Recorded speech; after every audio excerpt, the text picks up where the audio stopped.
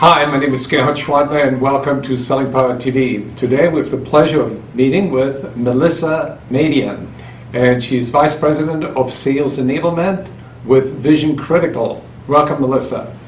Thank you for having me. So what interests me the most is your background in storytelling and also your husband's background as a screenwriter. Tell us about it.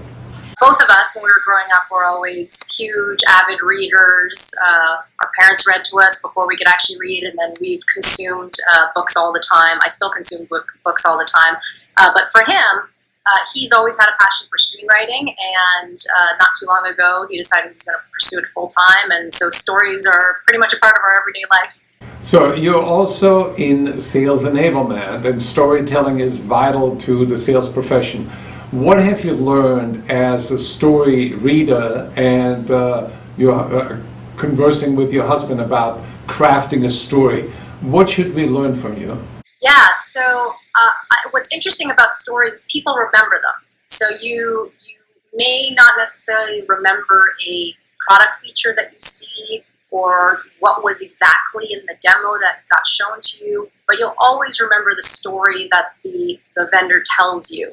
And so from a sales enablement perspective, I try to make sure that we let our teams know that the story that you tell the prospective buyer is going to be the story that they remember. And it's even more important that you tell them their story and not just any story. So, telling any random story is not going to do it. But if you tell them a story about how they can benefit from our products, then that's what's going to resonate with them far more than whatever the product was that we were showing to them. Right.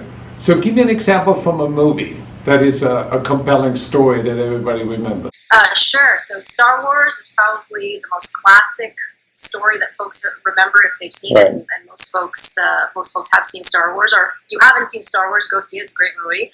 But if you think about the character's journey, so Luke Skywalker starts out as a young, naive farm boy on a distant planet, and he has these droids fall into his lap, and he's kind of shocked out of his status quo when he finds out that there's this thing called the Force, and there's this massive battle going on with the Empire. Right. And he then goes on a journey, basically. He goes on a journey of getting these droids to the planet, and the planet's gone, and then he sort of all of a sudden gets thrown into this series of events and goes on this great journey of becoming a Jedi and trying to learn the Force.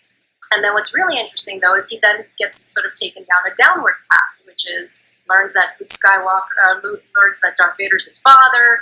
He gets his hand chopped off. Everything looks like it's going to be lost for the rebellion. And then suddenly he finds a new path and ends up defeating the Empire and reconciles with his father, and everybody lives happily ever after.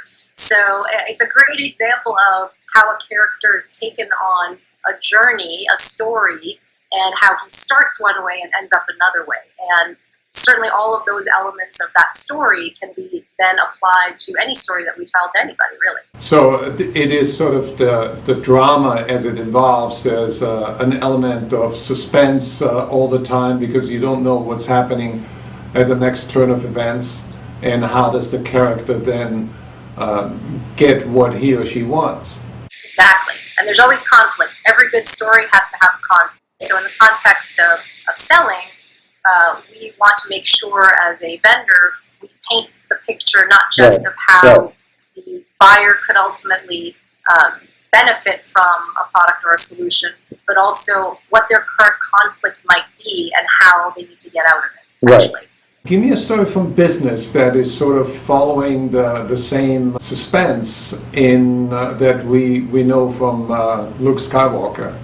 Sure. So when you approach a potential buyer or a potential candidate, as vendors, we need to show them how our product or solution is actually going to help them through their own journey. So to come to a vendor or come to a buyer and say, hey, we're great, and here's all of our products and features, it's not really going to resonate with the buyer. But if you approach the buyer and say, hey, Mr. Buyer, I know that this is your current situation. This is how your world looks right now. And you take all of these steps to do things, or maybe you're struggling down here, or maybe you're losing money in this aspect of your business, and that kind of sucks. You actually invite the buyer through your story to take a role in a journey that you're describing, where they realize that it's a struggle out there.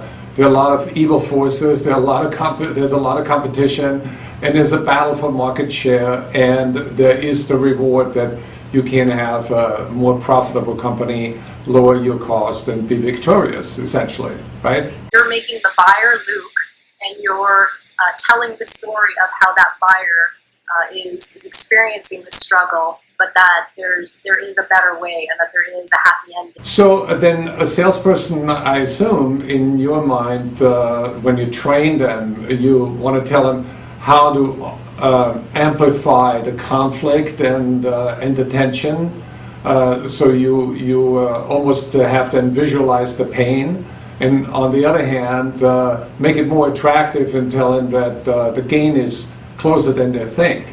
Exactly, and the key too is that conflict. So one of the reasons why human beings love stories is because of that conflict. You kind of want to experience what the hero of the story is experiencing. You want them to overcome that conflict. The more you can paint that conflict for your buyer, the more likely they are to feel uncomfortable themselves, because you're willing to lighten that pain for them, but also showing them the way that they can experience a new way and they can get out of that conflict and live happily ever after.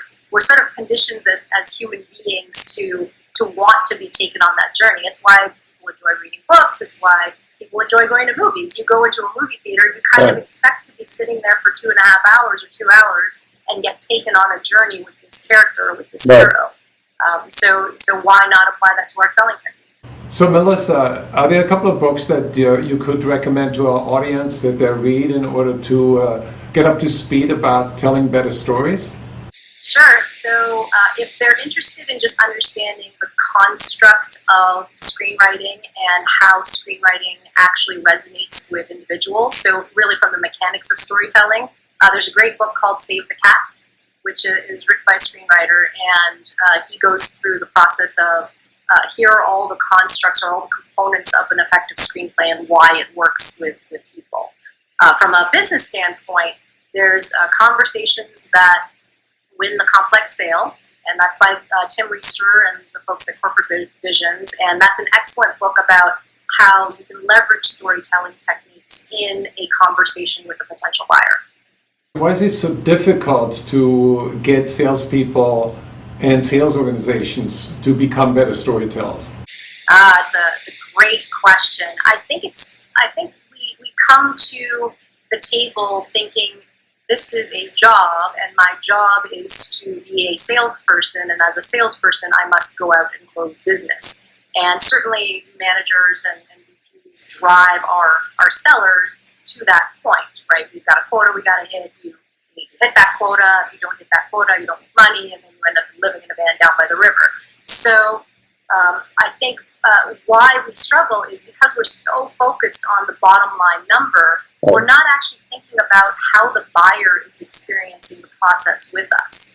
And when we start to change our focus on how is the buyer interacting with our brand, and how is the buyer interacting with me, and as a human being, how do I want to be interacted with, I think that's when you can start to change the selling mindset of I'm here to close business and close deals to I'm here to help our buyers, and I'm going to tell a great story about how our buyer can leverage our products and services. And because I'm telling a great story, and because the buyer then trusts me with this journey that I'm going to take them on, that will ultimately allow me to close business. So it's definitely a different mindset. It's a mindset shift for sure. Wonderful. Well, thank you so much, Melissa. You've been very helpful, very insightful. I learned a lot. It's great to be here. Thanks so much.